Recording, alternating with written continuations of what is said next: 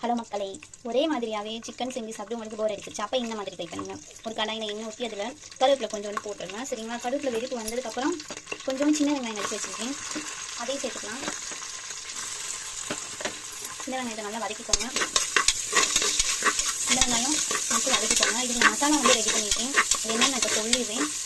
2 teaspoon வந்துட்டு மல்லி, 2 வரமிளகாய், 1 டீஸ்பூன் மிளகு, சீரகம் ஒரு டீஸ்பூன் போட்டுருங்க, சோம்பு 1 ஸ்பூன் போட்டுருங்க. அது எல்லாத்தையும் நல்லா வதக்கிட்டு, நல்லா வதங்கினதுக்கப்புறம் லாஸ்ட்டாக ஒரு தேங்காய் தூள் போட்டு வதக்கிக்கோங்க. வெங்காயம், தக்காளி, சின்ன வெங்காயம் தேவையான அளவு உப்பு போட்டு அதை நல்லா வறுத்து எடுத்து தனியாக மிக்சியில் அடித்து வச்சுருக்கேன்.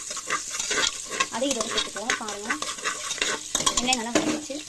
வதங்கின உடனே சிக்கன் இருக்குல்ல, சிக்கன் போட்டுருங்க. சிக்கனை நல்லா வதக்கிடுங்க. சிக்கனை எந்த அளவுக்கு வதக்கணும், சிக்கன் வந்து தண்ணி பிரிஞ்சு வருங்க, அந்த அளவுக்கு வதக்கிடுங்க.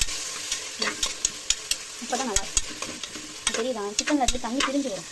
அந்த அளவுக்கு சிக்கனை நல்லா வதக்கிட்டு அரைச்சி வச்ச மசாலா அதை சேர்த்துக்கணும். ஃபைனலி நம்ம சிக்கன் குழம்பு ரெடி ஆயிடுச்சுங்க. சாமான் இதே மாதிரி நீங்களும் வீட்டில் ட்ரை பண்ணிவிட்டு எப்படி இருக்குன்னு சொல்லுங்கள். மறக்காமல் லைக் பண்ணிடுங்க, ஷேர் பண்ணிடுங்க, சப்ஸ்கிரைப் பண்ணிடுங்க.